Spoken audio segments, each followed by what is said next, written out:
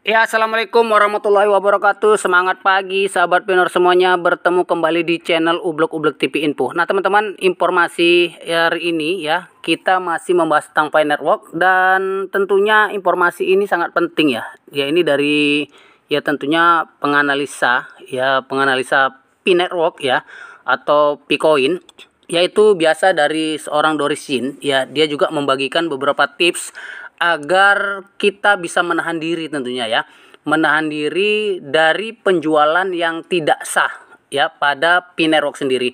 Nah, jadi teman-teman, sebagai pioner ya yang peduli dengan kesuksesan Pi Network, Dorisin itu sendiri secara rutin memantau catatan blockchain yang ada pada Pi Block Explorer dan mengamati bahwa penggunaan koin Pi ya itu setelah migrasi ke dompet itu secara kasat mata ya, itu ada beberapa akun ya yang transfernya sering terjadi dan besar-besar. Nah, saya juga pernah sih besar teman-teman ya, dengan transfer yang ya tentunya tidak diragukan, dan akun-akun ini adalah pembeli yang membeli dari pioner dan kemudian menjualnya dengan untung.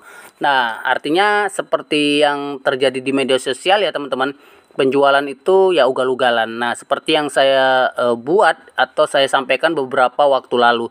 Jadi ada laporan ya dari beberapa pemimpin komunitas Afrika yang menyampaikan bahwa pembeli tertentu membeli dari pioner Afrika dengan harga beberapa dolar dan kemudiannya menjual ke Eropa. Ini luar biasa teman-teman ya.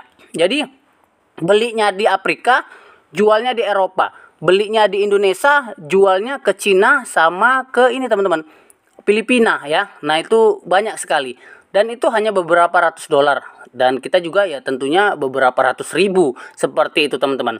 Nah, jadi banyak pioner dari berbagai negara yang ingin menyelesaikan KYC mereka. Dan tentunya ini kayak ya penjualan akun lah ya teman-teman. Karena apa? Karena memang banyak yang belum KYC dan kemudian ini diserahkan kepada orang lain. Jadi tindakan ini dapat merugikan proyek dan menghambat perkembangan ekosistem. Ya, tidak hanya di Afrika teman-teman, ada juga berdampak pada beberapa pioner yang ada di Indonesia.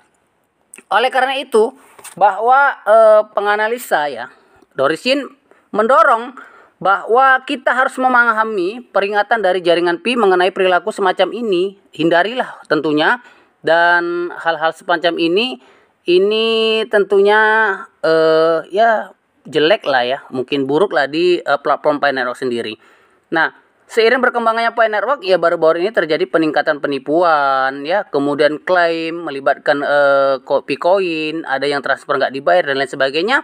Dan ini ya tidak berafiliasi lah tentunya dengan siapapun, organisasi manapun yang mengklaim menjual Pi. Jadi tidak ada sebuah marketplace ya, kemudian vendor atau kemudian platform yang hari ini tentunya mengklaim dengan uang fiat lah seperti itu.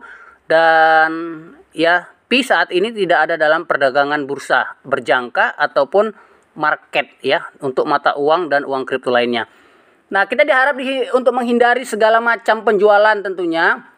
Dan Pi ya ini tentunya kita harus membuat sebuah futures ya atau derivative ya yang akan menjadikan kosong aset. Jadi ketika kita menjual tidak sah ya kita akan kehabisan koin, sehingga mungkin nanti situasinya itu ya sangat kacau karena harganya bisa pump atau dumpnya itu tidak begitu signifikan.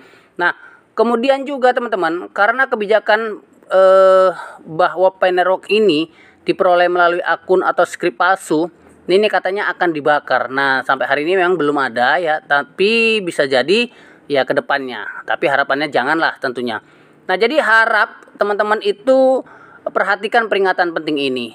Sebelumnya banyak penipu yang mengira mereka memiliki sejumlah Pi akan kehilangan Pi sebelum mainnet ya, karena perilaku yang dilarang oleh kebijakan dan ketentuan pada Pi Network sendiri. Nah, jadi ya perilaku-perilaku yang dilarang itu ya penggunaannya dilarang juga, dan pertukaran Pi dengan mata uang fiat itu belum ada.